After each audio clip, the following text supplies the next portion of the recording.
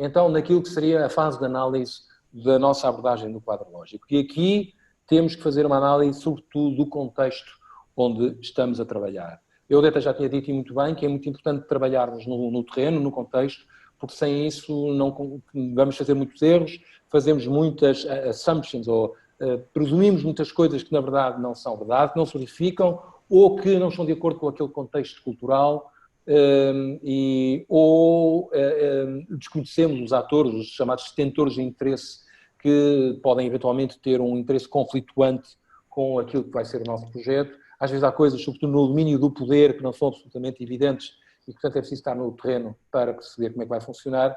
E, portanto, eu diria que essa análise de contexto, eu diria não, é aquilo que se diz na abordagem do quadro lógico, é uma análise de políticas, uma análise de detentores de interesse e uma análise de problemas. Eu queria, pelo menos antes do final desta manhã, fazermos, manhã ou da 1 da tarde, fazermos um exercício sobre detentores de interesses.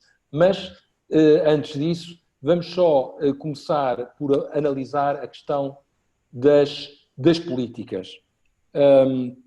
E eu, se calhar, pergunto-vos, enfim, eu tenho aqui o que é que são políticas como pergunta geral e os elementos comuns das políticas, mas se calhar é mais fácil de começar pelo concreto e perguntar, por exemplo, vou avançar aqui num outro projeto, agora faço uma pergunta, eu não sei se está aí, por exemplo, a Hermínia ou a Ana Lopes, no vosso projeto e nos vossos parceiros, quais são as políticas que vocês levaram em consideração? Políticas da União Europeia, políticas setoriais para aquilo que vocês estão a fazer. Para nós percebermos o que é que vocês consideram como sendo a política e quais são os elementos comuns dessa política. Tem várias análises, depende muito do tipo de projeto e onde vamos fazer a intervenção, mas normalmente temos sempre em atenção o enquadramento do país. Portanto, em termos da União Europeia, se é um projeto a ser desenvolvido já depois de lançado à COL, vamos ver quais são as prioridades e os documentos de enquadramento para terem atenção, portanto, o que é que vai ser tido como prioridade no que vamos apresentar, mas vemos sempre quais são as políticas e os planos estratégicos no país de intervenção para enquadrar também toda essa ação. Por exemplo, o projeto que vamos começar dia 1 de setembro, que foi um projeto em que os beneficiários e até parceiros locais vieram ter connosco para elaborarmos o projeto em conjunto, foi muito analisado, primeiro tendo em atenção a real necessidade dos beneficiários e depois foi analisada qual era o enquadramento e o que é que existia em termos de regulamentos, de lei, para se poder depois desenvolver o projeto em si, até porque tem uma forte componente de coerência das políticas para o desenvolvimento. Portanto, tivemos que analisar prioritariamente o que era o enquadramento nacional, mas dentro do que era a prioridade do projeto para a União Europeia, mas foi muito com base no que era a prioridade nacional. E encontraram políticas, porque às vezes Encontramos. Isto é na área social, com as crianças e jovens com deficiência, e já existe até um enquadramento muito interessante. E do lado da União Europeia também existem políticas nessa matéria? O projeto entra dentro de uma parte que tem a ver com a promoção social, com os cuidados. Portanto, tudo o que tem a ver com uma intervenção mais social e existir, entra dentro da prioridade do que era a intervenção. Claro. Políticas sociais, sim. Claro. Obrigado. Eu se calhar agora, eu tenho na lista, desculpem lá, agora vou à Dominem. A Débora Vera Cruz, o projeto de direitos humanos na European Partnership for Democracy, por exemplo. Em termos de políticas nacionais, o que é que existe de relevante para o vosso projeto? Olá. No nosso caso, vamos incidir especificamente numa lei, na lei que já existe da Lei Especial de Violência Baseada no Género, portanto, levamos em consideração essencialmente estas políticas nacionais que existem nesta matéria, que estão alinhadas também com o que já existe na União Europeia, mas com um foco bem específico nesta lei, o nosso projeto. Ok. Então, eu penso que um dos elementos comuns das políticas normalmente estão traduzidas em diplomas ou documentos escritos, portanto, estão escritas e são teoricamente de acesso público. E são políticas normalmente públicas, de interesse público e não privado, não é? É uma evidência. A minha pergunta é, agora, porquê é que é para vocês importante perceberem o que é as políticas dos doadores, neste caso a União Europeia? Consegues imaginar uma resposta, Débora? Bom, penso que faz todo sentido estarmos a financiar, estarmos a executar um projeto que é financiado pela União Europeia e que esteja alinhado também com as políticas, não é? Que não vá, que não seja contraditório, não é? Penso porque se calhar não é de interesse também da União Europeia financiar algo com que não concorde ou que não esteja alinhado.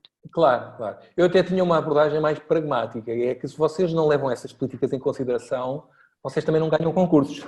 Sim, sim, pois, porque não há interesse da União Europeia nesse sentido, penso eu. O critério da relevância ou da pertinência do projeto é justamente esse. Este projeto é pertinente para a política da União Europeia também, não é só, evidentemente é do país também, da União Europeia para o país, que por sua vez tem que estar alinhada na vossa política e na tal estratégia nacional de desenvolvimento. Pronto, isto é o grande chapéu das políticas. A única dificuldade é que às vezes em áreas novas é difícil encontrar políticas. Há princípios gerais, eventualmente princípios até constitucionais, mas algo de concreto que nos permita dizer que estamos completamente alinhados sobre uma política. Por exemplo, até há pouco tempo, a política pública que agora é quase essencial de proteção de dados pessoais, que tornou-se banal na União Europeia, em muitos países ainda não é, como nós chamamos, mainstream, quer dizer, muitos países não têm a preocupação de proteger. Olha, esta preocupação que nós tivemos, aceitam que são gravados, não é, nesta formação, é algo que é relativamente novo e muitos países não têm políticas de dados pessoais, não é? E, portanto, nessa matéria pode ser difícil e, eventualmente, pode não ser totalmente pertinente ainda para o país, mesmo sendo para a União Europeia, ter projetos nesse domínio, não é? Pronto, é essa a conclusão que queríamos retirar daqui. Pronto. Isto quanto às políticas. Quanto aos atores, que é outra fase importante. Bom, há muitas formas de nós fazermos esse trabalho de identificação de quem são os detentores de interesse, que em inglês chamam stakeholders. Por isso é que quando fazemos esta chamada análise dos detentores de interesse, chamamos de stakeholder analysis. Aquela metodologia que eu sugiro aqui em 2 etapas, podem ser 3, 4, 5, é, aliás, inspirada naquele manual do projeto de apoios não estatais que foi feito na Guiné e que, basicamente, tem ferramentas até visuais que nos permitem fazer um trabalho de identificação dos atores do projeto. Os atores têm que estar bem identificados porque nós vamos ter que trabalhar com eles não só na identificação e na formulação do projeto, mas também queremos garantir que o projeto seja viável. Há muitos casos, e vocês têm certamente imensos exemplos, como o Mário tinha falado, por exemplo, em que a falta de participação de determinados atores, às vezes até são os nossos próprios parceiros, não garante o sucesso do projeto. Imaginem, não será o caso de Cabo Verde, mas em alguns casos no interior, por exemplo, de Moçambique, que eu conheci projetos de educação ou de promoção da matrícula dos meninos nas escolinhas e nas escolas primárias, têm muitas vezes a resistência dos pais, porque têm interesse que os meninos não vão à escola, porque são mão de obra para trabalhar lá, chamam-lhe nas machambas, não é? E até de algumas autoridades tradicionais que entendem que a aquisição de conhecimento por via da escola, quanto mais elevado for o nível de ensino, é um desafio à própria autoridade, ao poder dessas autoridades. E, portanto, desincentivam, bloqueiam, criam problemas e mantêm, até do ponto de vista cultural, uma visão que impede a mudança. E, portanto, num projeto desta natureza, no interior de Moçambique, eu não sei se vocês têm essa experiência, se de natureza semelhante ou outra, se não levássemos em consideração a participação, desde logo dos pais e até destas autoridades, dos professores, como é evidente, e das autoridades, seria porventura um fracasso. Mas eu não vou falar ainda de exemplos vossos, nós vamos ter um exercício e vou-vos ouvir falar da vossa experiência em matéria de análise de atores. E, portanto, aqui temos uma possibilidade de fazer a análise em 2 fases, por exemplo. Em primeiro lugar, a identificação de atores que nós chamamos de primários, que são absolutamente essenciais e que são o grupo-alvo, chamemos assim, do nosso projeto, da nossa intervenção, e outros não não primários, que chamamos secundários. Depois podemos, numa coluna, identificar quais são os interesses desses atores. Eu tenho interesse porque os professores querem ter alunos, querem ter a possibilidade de trabalhar, transmitir conhecimento, os alunos querem, evidentemente, instruir-se, e depois poderá haver outro tipo de interesses, designadamente dos pais, que querem apostar no futuro dos filhos, ou outros pais que, pelo contrário, querem que os filhos se mantenham a trabalhar em casa como potencial mão de obra. E depois temos aqui aquilo que nós chamamos de potencial impacto do projeto sobre os interesses de cada um desses atores. Portanto, temos que ver se o nosso projeto vai ter um impacto positivo, um impacto negativo. Portanto, aqui normalmente faz com mais ou com menos, ou pomos um ponto de interrogação, porque às vezes não sabemos qual poderá ser o impacto do projeto ao nível de cada um desses atores. E depois, na quarta coluna, a prioridade que o projeto deverá ter para cada um dos atores interessados no sentido de atender aos seus interesses. E, portanto, se o projeto for prioritário para, por exemplo, promover a instrução de uma criança, é altamente prioritário. Para o nosso grupo-alvo, vamos 5 ou 4, não é? Para os outros não será tão prioritário o projeto. Sempre na perspectiva do projeto. E, portanto, qual é a prioridade que o projeto deverá ter para cada um dos atores interessados no sentido de atender aos seus interesses. Portanto, isto é uma possibilidade, é uma primeira forma de visualizarmos e discutirmos os atores.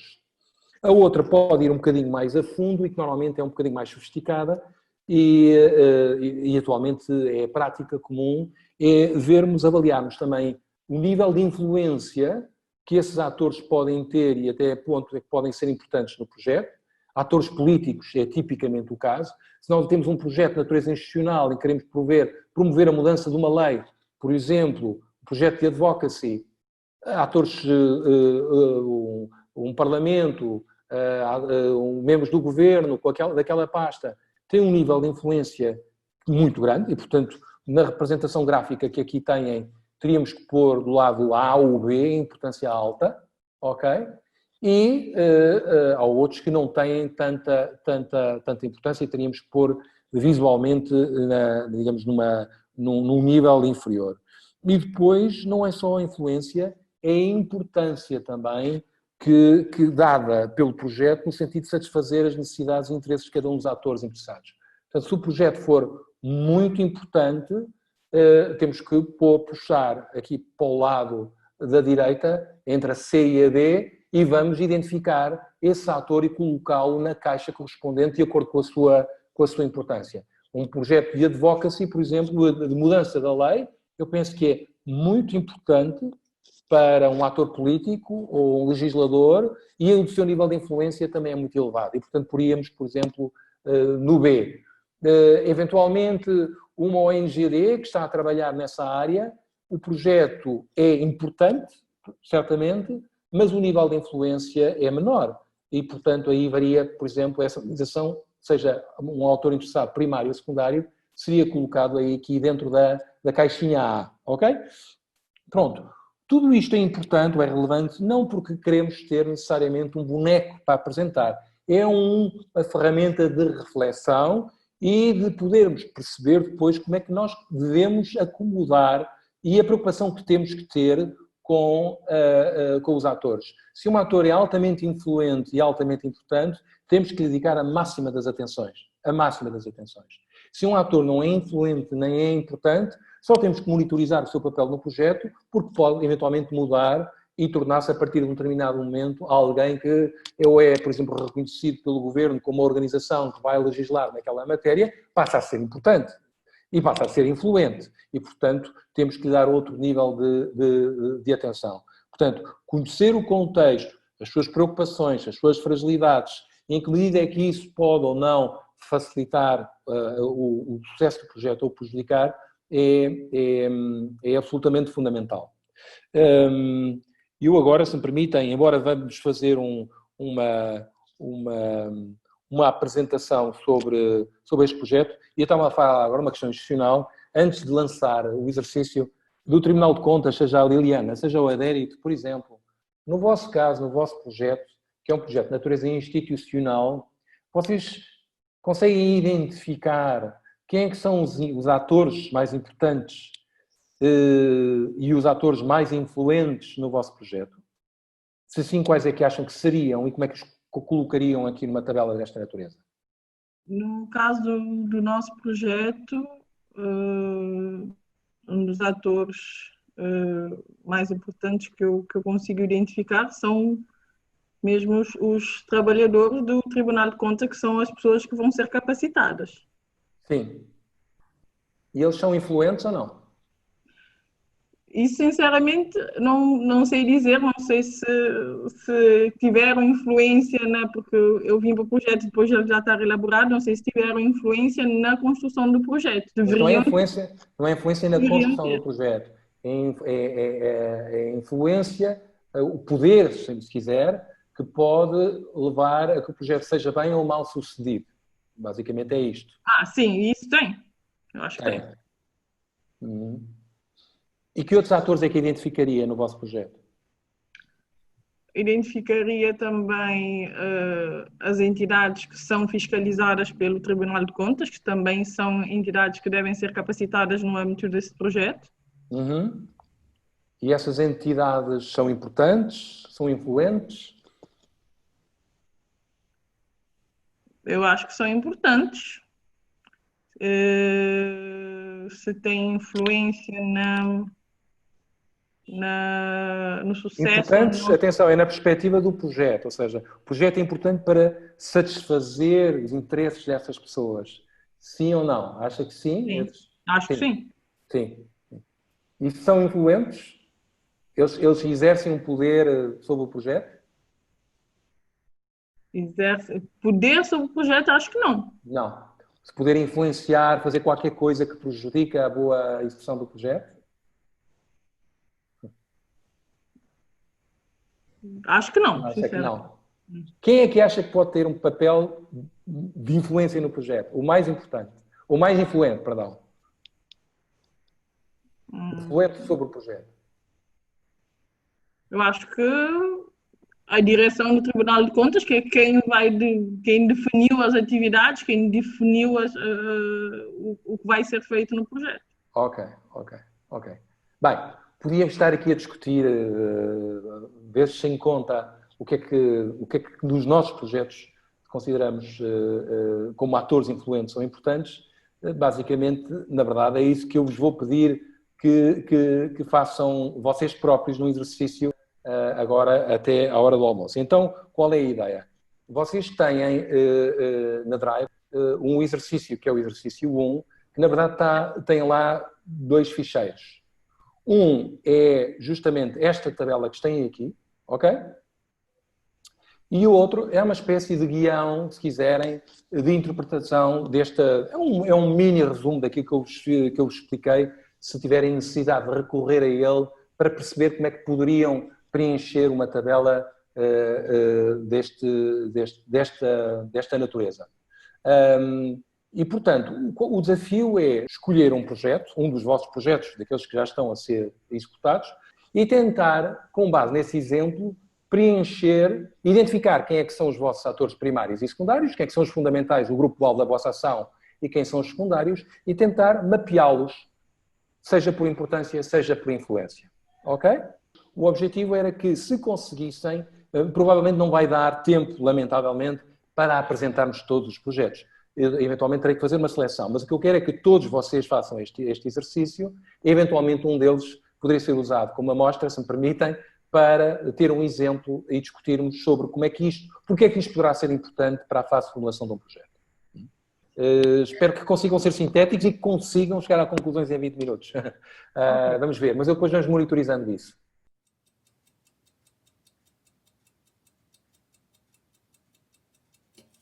Havia o grupo 6. Adérito, consegues partilhar? Eu estou a ouvir a dizer que sim. Ok, vou passar a palavra para Liliana. Bom, o projeto chama-se Reforçar o Modelo de Controle do Tribunal de Contas no quadro da gestão da coisa pública. É um projeto que visa capacitar o Tribunal de Contas por causa da nova lei que aumentou e a abrangência das fiscalizações do Tribunal de Contas e as competências do Tribunal de Contas. E nós conseguimos identificar, o projeto visa formar os funcionários do Tribunal de Contas, formar os órgãos fiscalizados pelo Tribunal de Contas, adquirir equipamentos informáticos que possam ajudar nesse processo de capacitação e também atualizar os procedimentos, os manuais do Tribunal de Contas, resumidamente. Há outras coisas, mas resumidamente é isso. E conseguimos identificar esses atores, os dirigentes do Tribunal de Contas, os funcionários do Tribunal de Contas, os órgãos fiscalizados pelo Tribunal de Contas e a sociedade civil. E porque no projeto diz claramente quais são os grupos-alvos, que são os técnicos e dirigentes do Tribunal de Contas, e as entidades fiscalizadas, e, em última análise, a sociedade civil cabo-verdiana. Nós escolhemos como interessados primários os dirigentes e os funcionários, porque esse é o foco do projeto, e interessados secundários pusemos os órgãos fiscalizados pelo Tribunal de Contas e a sociedade civil. Em relação ao quadro, escolhemos os dirigentes do Tribunal de Contas como atores que tenham uma importância alta e uma influência alta, porque são eles que vão decidir as coisas que vão ser feitas, porque o projeto é assim um bocado amplo, há coisas que não são bem específicas, então são atividades que são eles que vão decidir. Então consideramos que eles têm uma importância alta e uma influência alta. Em relação aos funcionários, consideramos que eles têm uma importância alta, porque são eles que vão receber as formações, são eles que vão depois implementar todas essas inovações e essas mudanças, mas que também não têm assim tanta influência no rumo que o projeto toma, então por isso consideramos que tem uma influência baixa e uma importância alta. E o mesmo para os órgãos fiscalizados, que são também fazem parte do público-alvo, porque no fim das contas os órgãos fiscalizados, se o projeto correr bem e o Tribunal de Contas funcionar de uma forma melhor ainda do que está, é uma coisa que vai também beneficiá-los. Por isso consideramos que eles têm uma importância alta e que têm também uma influência baixa. E a sociedade civil consideramos que tem uma importância baixa e uma influência baixa. Muito bem. Eu não sei se alguém, antes de eu fazer os meus comentários, quer fazer algumas perguntas ou alguns comentários sobre a forma como este exercício foi feito. Se não, podem intervir diretamente, ligar o microfone e... Tenho uma dúvida. Os atores são entidades ou podem ser pessoas? É uma boa pergunta. Se forem pessoas muito individualmente consideradas como grupo-alvo, enfim, é raro isso acontecer, ou como interessado secundário, não é? Eu diria que sim, mas normalmente quando se fala em atores, a não ser que seja um pequeno projeto, nós estamos a falar em organizações. Porquê? Quer-me dar um exemplo? Não, neste caso, os funcionários são os atores, os dirigentes são os atores. Sim, porquê? Porque nós entendemos como atores, para efeitos, vamos lá ver, isto não é matemática, nem está em nenhum diploma legal, nem sequer está, é uma ferramenta que se pode usar, mas nós entendemos que os atores primários são o que nós chamamos os grupos-alvos do projeto. Os grupos-alvos na metodologia do quadro lógico são aqueles com os quais nós trabalhamos diretamente. Durante o projeto, a equipa vai trabalhar diretamente com os dirigentes e com os funcionários, efetivamente são os grupos-alvo. Podiam ser X mulheres das aldeias, X homens das aldeias, X crianças também. Podiam ser, por exemplo, neste projeto de assistência técnica, nesta formação, vocês são o meu grupo-alvo. Portanto, são aqueles que diretamente e imediatamente beneficiam da ação. Depois, os beneficiários finais não são necessariamente os grupos-alvos, pois vocês podem, os dirigentes e os funcionários, depois devidamente capacitados, depois podem desempenhar um melhor trabalho e com isso beneficiar a prestação de contas e até beneficiar eventualmente os órgãos fiscalizados pelo Tribunal, que assim poderão mais facilmente perceber quais são os incumprimentos que fizeram a lei ou não. E, portanto, eu diria que sim, podem ser, quando diz individualmente, não é uma pessoa, a não ser que fosse um projeto, por exemplo, institucional, em que o Presidente da República de Cabo Verde era considerado um ator. Claro, aí é o órgão-função, mas normalmente, eu percebo a sua pergunta, um conjunto de pessoas também é um interessado, não é necessariamente uma organização, faço-me entender? Não sei se respondi à pergunta. Portanto, pode ser, sim, podem ser os dirigentes e os funcionários. E no projeto do Tribunal de Contas está lá identificado. E deve estar, aliás, deve estar quantificado e dizer quantos quadros baixos, médios e dirigentes. Normalmente está sempre identificado e quantificado, com os números, não é? É assim que se deve fazer no projeto. Não sei se foi claro. Até porque na capa da própria candidatura, o grupo-alvo tem que ser identificado. Não sei se sabem, não é? Estás lá a dizer, é um dos elementos logo que nos pedem. E que tem que ser quantificado e identificado. Neste caso, pelo que me explicam, são mesmo os dirigentes e os funcionários do Tribunal. E não o Tribunal propriamente dito, não é? Eu não sei agora quem é que fez a questão, como ficou em silêncio, não gostava de ter um bocadinho de reação. Sim. Às vezes tenho dificuldade em distinguir entre grupo-alvo, beneficiários finais, tenho alguma dificuldade, mas neste caso parece-me bastante claro, sim. Obrigada.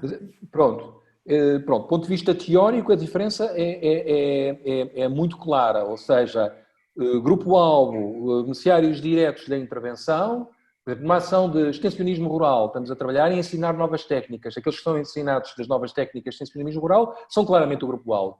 Depois, as comunidades, as populações que beneficiam das novas técnicas e, portanto, o que melhoram, digamos, a segurança alimentar no projeto são os beneficiários finais do projeto. Portanto, aqueles com quem trabalhamos diretamente são, nesta ação de formação, são vocês. Na ação de formação é muito fácil. E tem razão, algumas vezes não é assim tão evidente. Não é assim tão evidente. Mas eu só vos queria dizer, portanto, grupo-alvo aqui é atores primários. Não é? Eu só queria, não sei se há mais algum comentário. Estejam à vontade. Ou pergunta sobre isto. Porque pode haver, da vossa parte, eu percebi que no grupo, penso que a Hermínia estava com algumas questões que eu já vou lhe perguntar quais eram sobre a interpretação. Aqui a ideia era, a importância não era a importância. Não é que os dirigentes são mais importantes que os funcionários. Atenção, e num projeto não podemos estar com esse tipo de interpretações. Não. É se o projeto é importante para os atores. É ao contrário. O próprio projeto é do interesse e da importância dos funcionários. Eu acho que é altamente importante, como vocês fizeram aqui bem, não é? Agora, a influência dos funcionários durante a execução do projeto é que pode ser mais reduzida do que um dirigente que tem muito mais influência positiva ou negativa no decurso do projeto e pode obstaculizar até a que o projeto seja bem executado. Havia uma segunda pergunta que colocaram mas nós olhamos para a fotografia durante a execução do projeto ou na fase de candidatura ou no pós-projeto, ou seja, se olharmos para esta situação, tendo em conta aquilo que pode ser já na fase de saída. Nós saímos e o projeto decorre. Temos que levar isso também em consideração? Bom, eu aí diria que já foge um bocadinho da nossa... Nós vamos ver qual é a diferença entre produtos, resultados, aliás, produtos e impacto, não é? Isso já está fora um bocadinho do nosso controle da ação e, portanto, eu diria que não nos temos que preocupar nesta fase, neste momento, com o que se passa a seguir. Durante a execução do projeto é que eu acho que nós temos que ter a certeza com aquilo que estamos a contar, não é? Na análise dos atores. Isso é que é absolutamente fundamental, que está sobre o nosse controle ou sobre a nossa influência. Aquilo que acontece a longo prazo já foge um bocadinho à nossa ação. Não é? E, portanto, como esta grelha tem por objetivo mapear os atores e, de alguma forma, mitigar riscos. Por exemplo, imaginem que tínhamos aqui alguém que tinha uma grande influência, não é? Mas para quem o projeto era muito pouco importante. Imaginem que para os dirigentes do Tribunal de Contas do projeto eles não havia ownership, não entendiam que aquilo era importante. Bom, estávamos no C, não é? Portanto, eles são altamente influentes, mas o projeto era pouco importante para eles. Aí tínhamos que ter muito cuidado no planeamento do projeto. tínhamos que envolver essas pessoas na fase de identificação, tínhamos que evitar o risco de dizer, olha, levas com o nosso projeto, que é uma bela ideia, e agora acomoda-te, não é? Portanto, aí envolvê-los na própria fase de identificação do projeto parece-me que é bem, vocês têm outras experiências, é muito importante para eles se sentirem apropriados do projeto. Agora devolvo a palavra aos grupos que, entretanto, tiveram com outro tipo de exercícios. Com que dúvidas é que se debateram?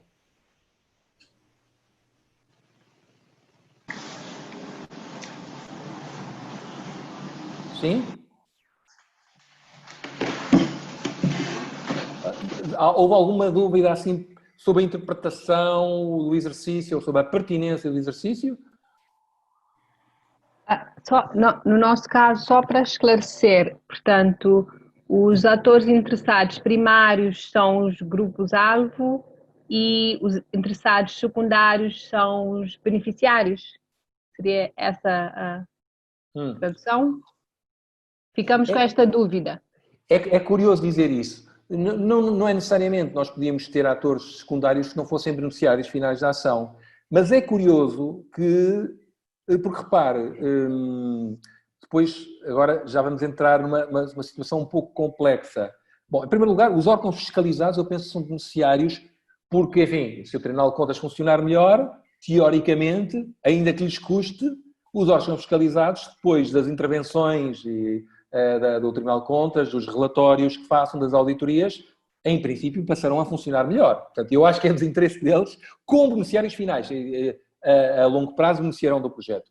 A sociedade civil também, no pressuposto de este projeto ajudar, por exemplo, à prestação de contas das instituições fiscalizadas. Se for esse o objetivo também, e também a sociedade civil tem interesse que as leis sejam cumpridas, não é? Portanto, eu acho que também pode ser beneficiários finais.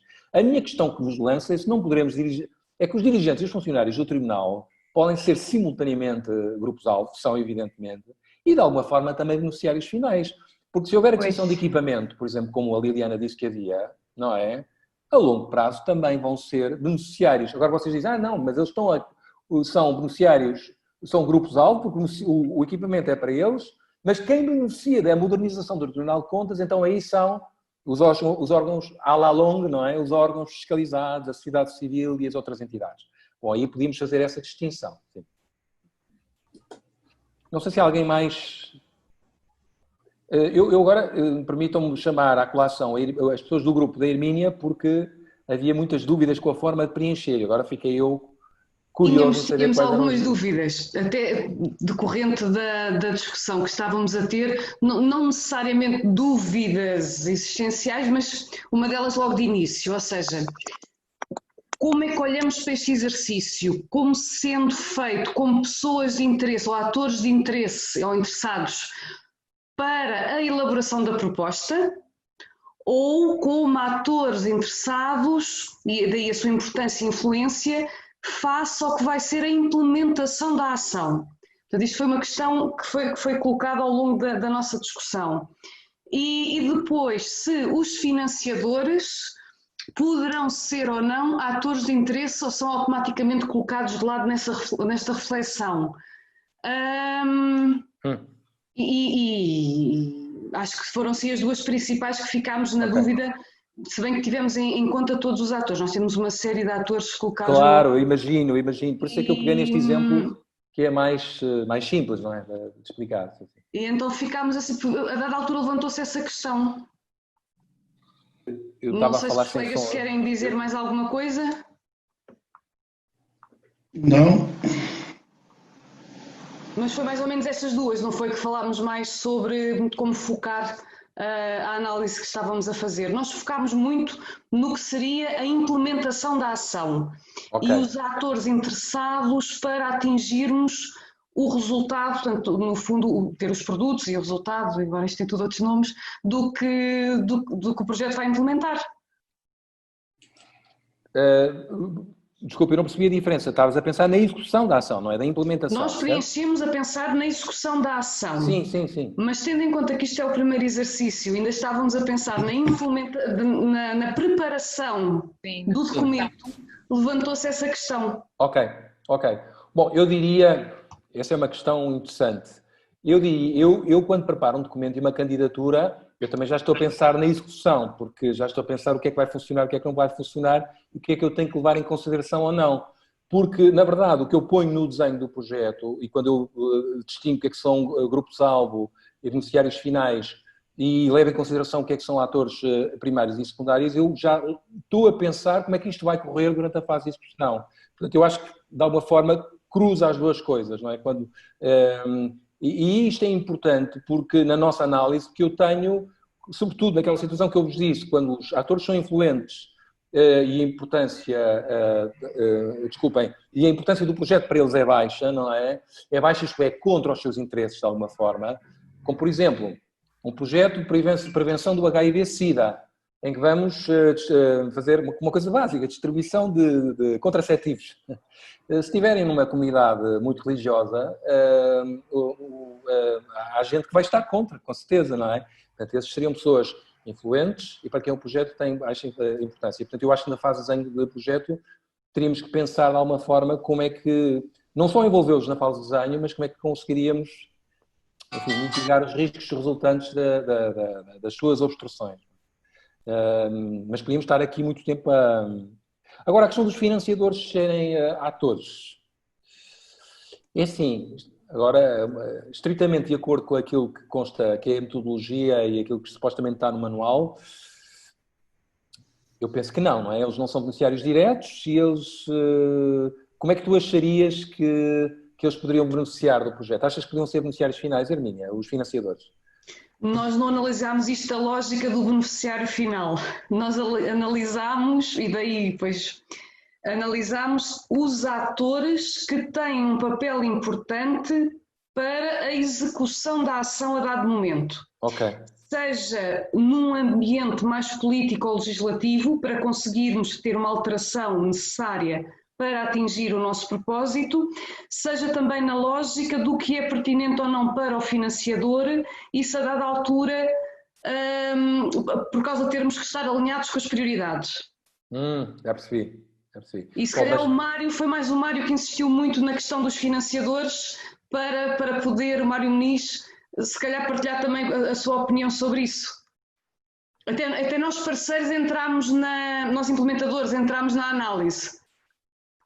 Bom, é assim, se falarmos dos grupos-alvo beneficiários, lógico que não entram, isso é óbvio, mas se falarmos de atores, é um dos atores principais, desde a fase da concepção, financiamento, implementação, avaliação, enfim. Sim, eu percebo, Mário, quer dizer, claro, na arquitetura de gestão de um projeto, é claro que o financiador, a delegação, está sempre presente, mas na perspectiva do projeto propriamente dito, eles não são, para este efeito, nem grupos-alvo, nem beneficiários finais. É claro que estão interessados que o projeto seja bem sucedido, mas eu acho que não entrariam nesta linha de análise, seja no desenho, seja na implementação. Eu concordo perfeitamente, se for na perspectiva de como esteve-se a falar de grupos-alvos e ou beneficiários. Aí não, aí logo não entram. Claro, nessa perspectiva, claro. Não.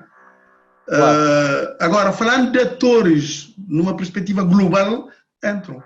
Sim, eu percebo isso. Não, eu entendo também o que quer dizer. E claro, e numa perspectiva completamente utilitarista e quase que eu diria pragmática, é claro que temos que levar o doador em consideração na fase de candidatura, quanto mais não seja para, desculpem, está aqui a delegação, ouvir-nos, para tocar a música também às vezes que eles gostam de ouvir, às vezes temos que fazer isso. Mas não é para este efeito de análise que aqui fizemos. Bom, olha, eu agradeço imenso aos vossos comentários e ao grupo. Mas eu agora tenho uma dúvida. Sim. Diz. Esta análise, então, é apenas para beneficiários? Sim. É numa perspectiva dos destinatários, ver quem são os da ação.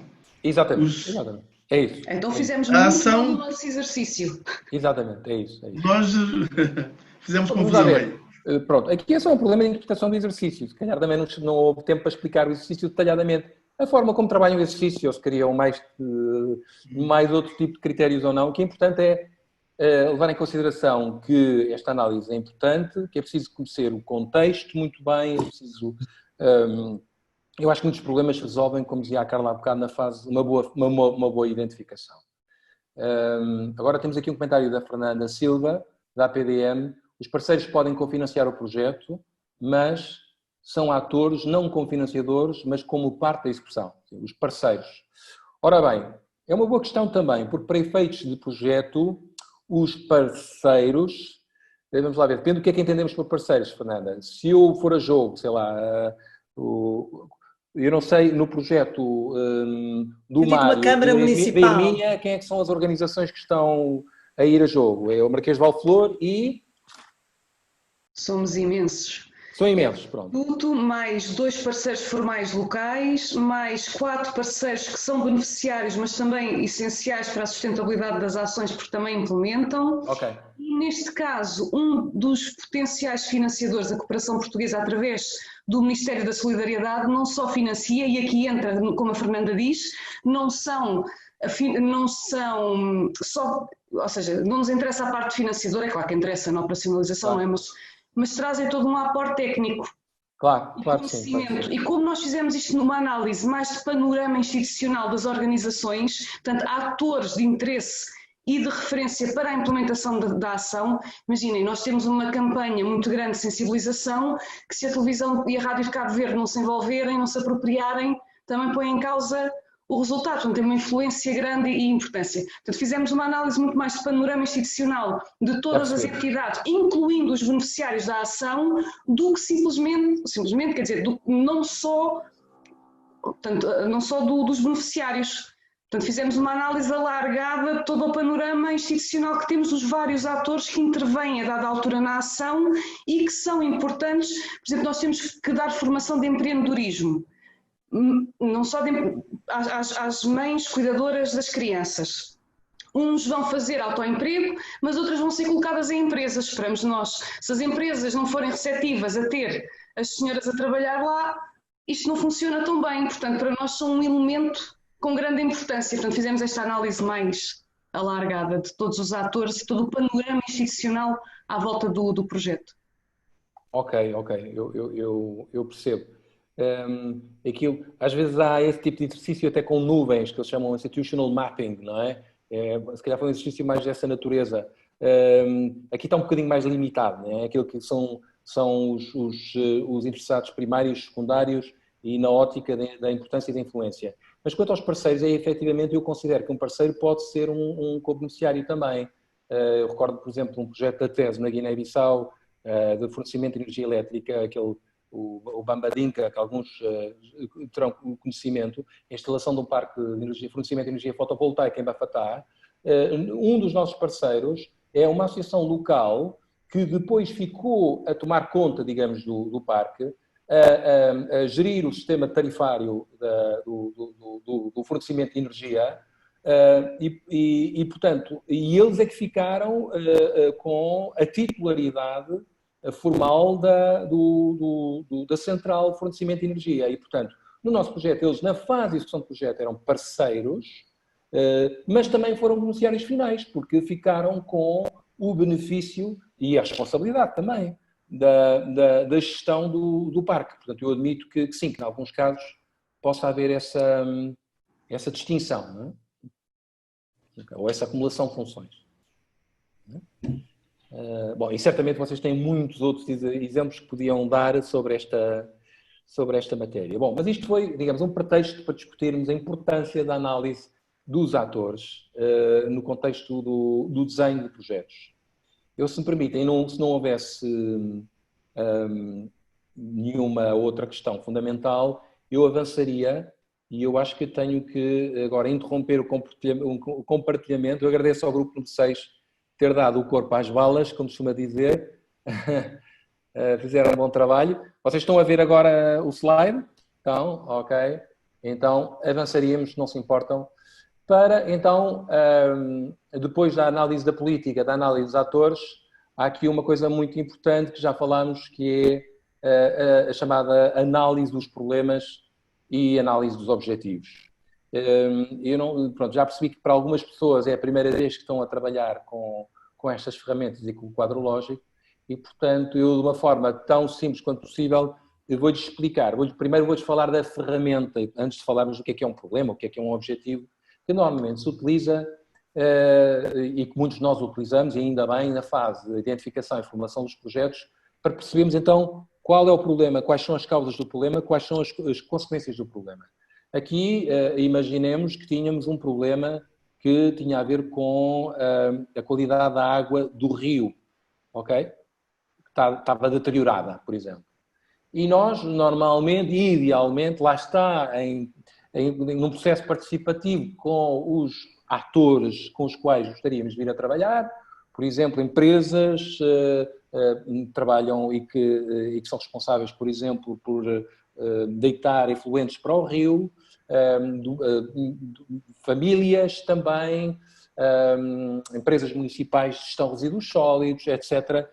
Poderíamos, idealmente, sentar-nos com eles numa sala, num processo participativo e dizer, olhem, temos que olhar para este é o problema que identificamos. E às vezes não é fácil saber exatamente o que é que nós consideramos como um problema. Se calhar isto o português aqui, o rio se deteriora, não é o português melhor, mas já percebemos que é a qualidade, o rio tem um problema de qualidade da água.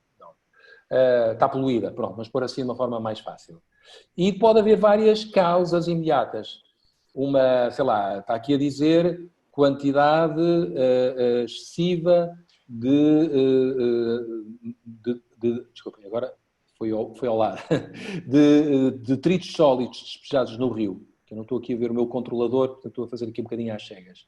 Depois, domicílios que despejam a água suja, digamos, diretamente no rio. E aqui usinas, está a brasileira, fábricas de tratamento de águas que não usam, ou estações estações de tratamento de águas residuais que não respeitam as normas de proteção ambiental, por exemplo. Essas são as causas imediatas. E depois, na sua base, podemos ainda ser a origem. Mas porquê é que, por exemplo, os domicílios, as empresas, continuam a despejar águas diretamente no rio? E podemos dizer que, por exemplo, os domicílios, ou 40% dos domicílios e 20% das empresas não estão ligadas à rede de esgotos e, portanto, têm necessidade de deitar os efluentes para o rio e, por outro lado, as leis existentes são insuficientes para impedir o derramamento direto de águas no rio, não é? Os efluentes. E porquê é que na sua origem isto acontece? Olhem, porque não é uma prioridade política, por exemplo. Acontece em muitos países, lamentavelmente, que não seja. E porquê é que 40% dos domicílios e 20% das empresas não estão ligadas à rede de esgotos? Olhem, porque o nível de investimentos é insuficiente e o planeamento industrial é fraco. E até podíamos ainda ir em escadinha dizer, e porquê é que o nível de investimento é fraco? Porque não há dinheiro. E eventualmente, ou se calhar há dinheiro, mas ninguém está a fazer um trabalho suficientemente, digamos, forte na procura de financiamentos, junto de doadores ou o que fosse. Pronto. E isto depois tem consequências Desculpa, estou a tentar mudar aqui isto, deixei de ver, ok, para ver se eu consigo.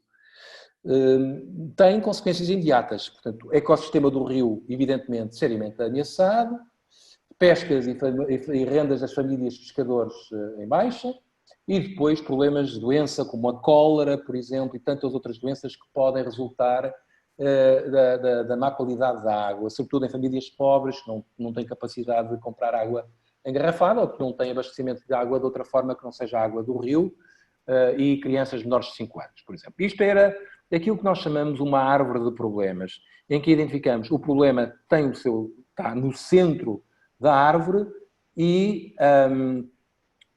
digamos, analisam-se as causas mais remotas e mais próximas do problema e as consequências mais próximas e menos próximas desse problema. Agora eu queria apagar isto, porque eu queria ver se eu não apago agora, na página seguinte aparece-me com estas coisas, salvo erro. Só que vocês não estão a ver, mas eu do meu lado não estou a ver o meu cursor e, portanto, estou a apagar às cegas. Mas pronto, eu vou tentar passar à página seguinte. Aqui com problemas, peço desculpa.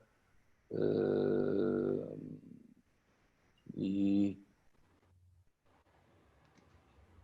Ok, agora sim, já está. Vou passar ao passo seguinte. E, portanto, o que é que se passa? Eu costumo dizer que quando se passa da árvore dos problemas para isto que está aqui, que é a árvore dos objetivos, nós tomamos um comprimido, um antidepressivo, e começamos a ver tudo fantástico e maravilhoso, e pomos tudo aquilo que estava na negativa, já vão perceber porquê e com que objetivo, na positiva. E, portanto, o problema, a solução, evidentemente, seria a água, a qualidade da água do rio melhorasse. Mas para que isso acontecesse, todas as causas que estavam formuladas na negativa tinham que ser formuladas na positiva. Para isso tinha que haver uma redução da quantidade de detritos sólidos despejados no rio, que os municípios e as empresas não despejassem os seus efluentes para o rio e que as hectares respeitassem as regras de proteção ambiental. E por aí adiante. Por exemplo, no caso das hectares, era preciso aumentar os investimentos, como estamos aqui a dizer, e um planeamento industrial que fosse instaurado no seio do governo com mecanismos de cobertura de custos para apoiar esse investimento. E depois teríamos as consequências imediatas dessa solução, ou desse objetivo específico, que é aquilo que a qualidade da água é aquilo que nós vamos chamar a seguir o objetivo específico do nosso projeto. E a partir daí teríamos um ecossistema do rio menos ameaçado, mais peixes, os pescadores já teriam os seus rendimentos, e já haveria baixa das infecções. Desculpem, há aqui um erro português muito grave, não é afecções, é infecções e doenças veiculadas pela água. Ok?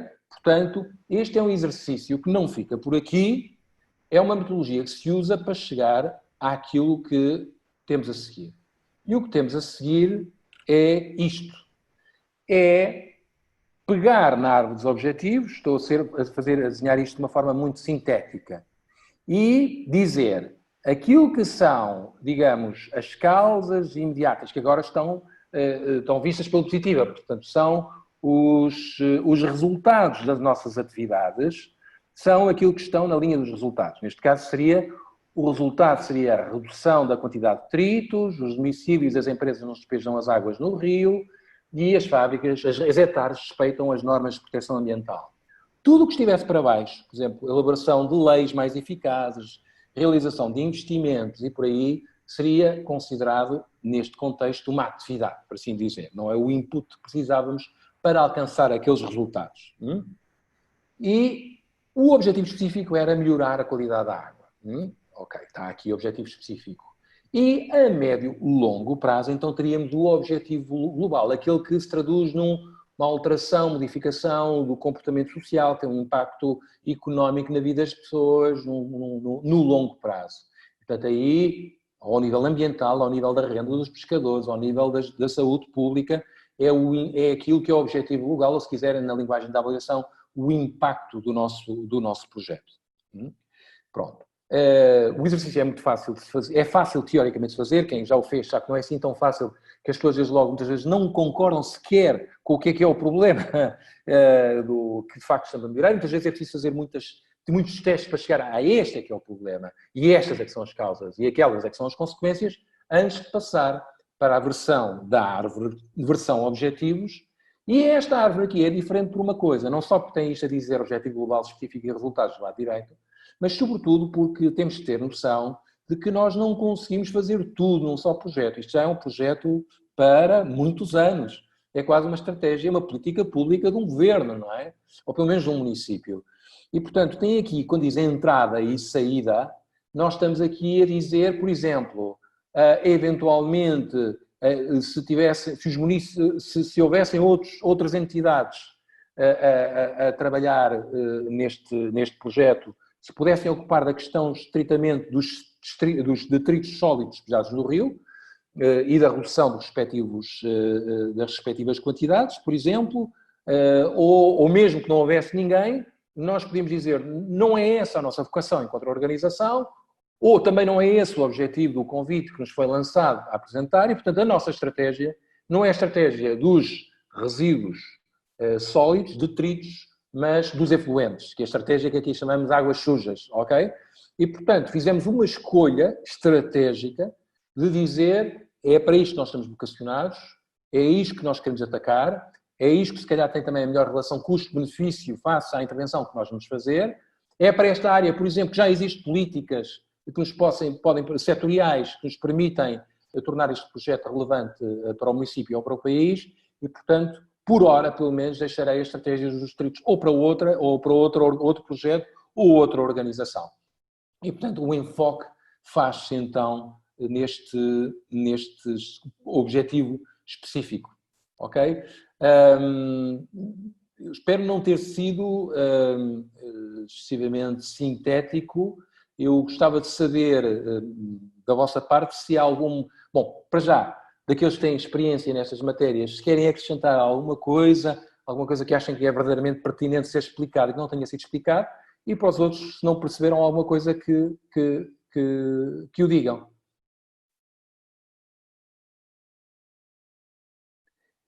Só uma observação. É evidente, e isso é uma discussão que vamos ter a seguir, que as lógicas de causa e efeito são muito relativas. Não é? Eu vou-vos contar um exemplo a propósito de investimento, planeamento industrial no seio do governo como mecanismo de cobertura de custos. Em Portugal nós tivemos um rio que era muito poluído, que era o Rio Ave, que já foi o rio mais poluído da Europa, salvo eu. Também já temos o mais puro e já tivemos o mais poluído. E no tempo das vacas gordas, quando recebíamos muito dinheiro da União Europeia, havia uns industriais do Val do Ave, produtores de calçado e de roupa, que adquiriam dinheiro com apoio também do governo para comprar filtros.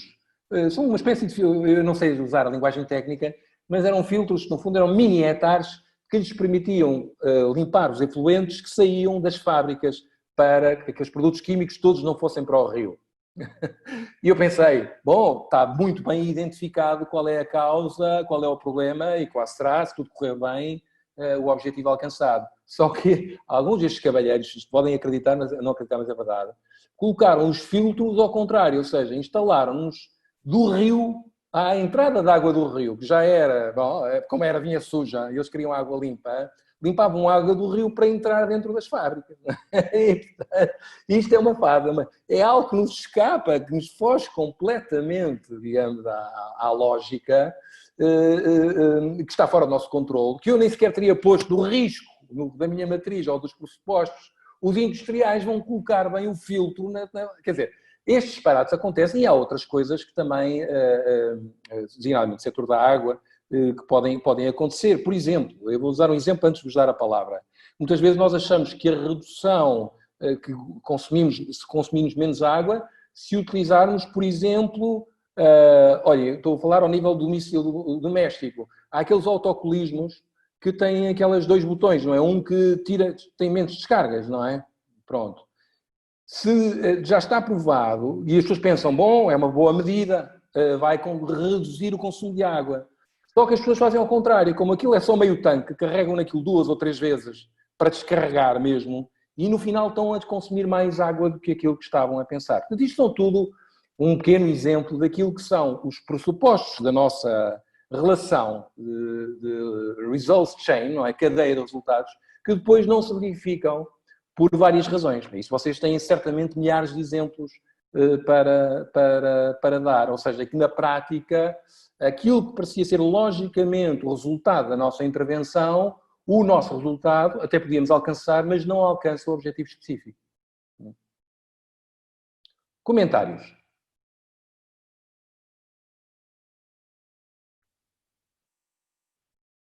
Eu estou a ver aqui a Fernanda, desculpa, eu estou a olhar, a Fernanda é muito sorridente e eu gosto porque está a prestar atenção e é uma pessoa da avaliação. Eu sei que é uma pessoa da avaliação porque disse.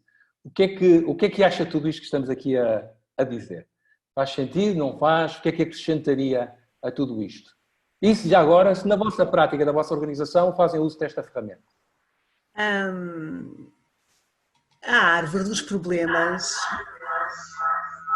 Olha, está com... eu vou desligar o meu som também. Sim. Está a fazer eco, sim. Peço desculpa. A árvore dos problemas depende do ponto de vista do observador. E é muito importante fazer a árvore dos problemas com atores que têm conflitos de interesse.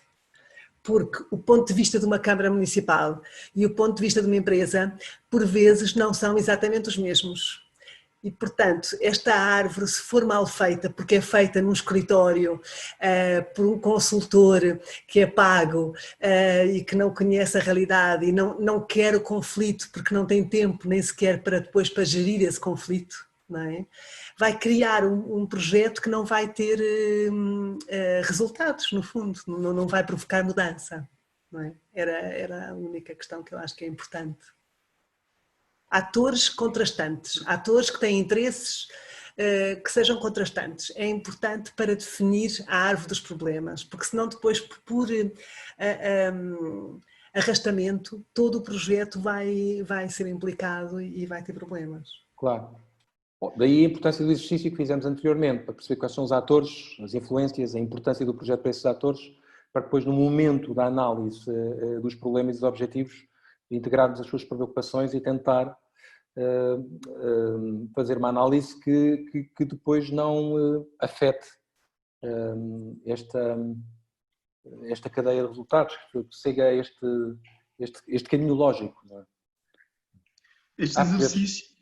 Sim. Não, este exercício, sobretudo na fase de diagnóstico.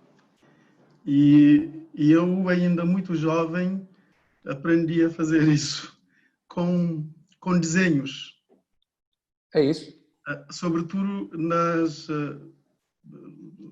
zonas rurais, onde o nível o analfabetismo na altura era relativamente elevado.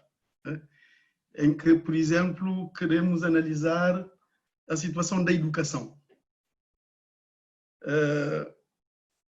Com imagens, a gente acaba por fazer o ponto, a radiografia daquilo que é a realidade naquele momento. Mostrando crianças deslocando grande distância para chegar à escola. Mostrando escolas superlotadas. Mostrando crianças a fazerem necessidade ao redor da escola. Automaticamente, essas imagens permitem aos comunitários, às pessoas, aos habitantes da comunidade, a identificarem o problema. O exercício mais interessante é quando se fala de mudanças climáticas, não sei coisa, que você, através de uma imagem, de uma fotografia, mostra uma determinada realidade. E as pessoas que viveram naquela comunidade há 50 anos dizem: no meu tempo não era assim. E há toda uma discussão das causas, o porquê. E depois, por outro lado, o que é que queremos? Esta é a nossa realidade. Mas nós, o que é que sonhamos? E tem que ser um sonhar acordado, não é? Em função, porque nós temos que sonhar em transformar essa realidade. É um processo, não é? Uhum. Nos próximos 3 anos, o que é que vamos fazer? O que é que seremos capazes de? E aí, os desenhos, as imagens vão alterar. Um novo desenho. A escola com menos